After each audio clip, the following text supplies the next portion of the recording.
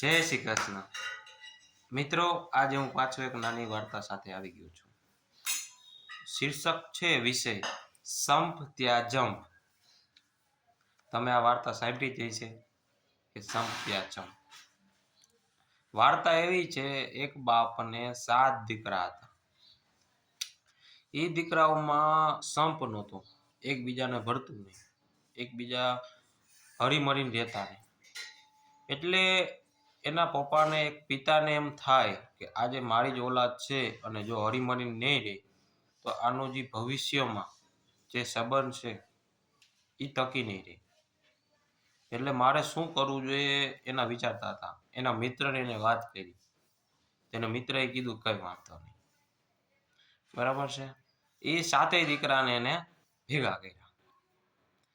પછી એના મિત્રએ લાકડીઓ લઈ આવ્યા હતા.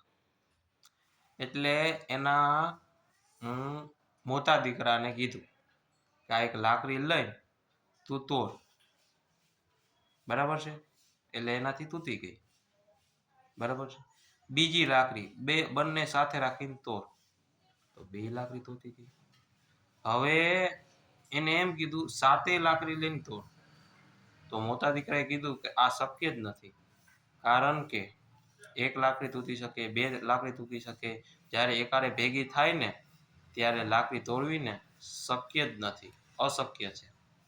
બસ ત્યાં જ એના પિતાના મિત્રએ કીધું, જો તમે બધા હળીમળીને રહેશો ભાઈઓ અને કોઈ દિવસ એકબીજાને કરવાશ નહીં આવે જીવનમાં, તો તમને કોઈ રોકી નહીં શકશે.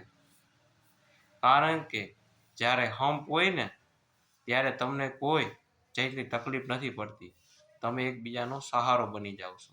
આજે ઓનો સારો દિવસ ન હોય તો ઓનો સારો હોય તો એ ઓને હેલ્પ કરે, કંધે હાથ રાખે, કંઈ વાંધો નહીં, હું કામ ભાઈ મૂંઝાશો, હું છું ને. એવી રીતે એકબીજાને સહારો લઈને આગળ વધે.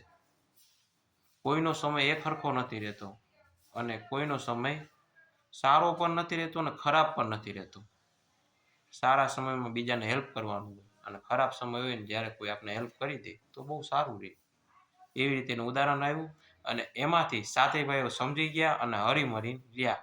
એટલે આવી જ રીતે કહેવામાં આવે છે સંપ ત્યાં જંપ. એટલે હંમેશા હળીમળીને રહેજો. શું કામ કે હળીમળીને નહીં રહ્યો ને તો તકલીફ બહુ થશે જીવનમાં. ત્યારે થશે કે યાર મારો આના સંબંધ હોત ને તો આ વ્યક્તિએ જ મને મદદ કરી જાય. જો તમે સારો વ્યવહાર રાખ્યો હોય ને તો બહુ જીવનમાં તમને હેલ્પફુલ માણસો થાય. તો તમારો વ્યવહાર એવો ન હોય ને ત્યારે તકલીફ પડે. એટલે વ્યવહાર હંમેશા સારો રાખો અને સાચવીને રાખો. જય શ્રી કૃષ્ણ.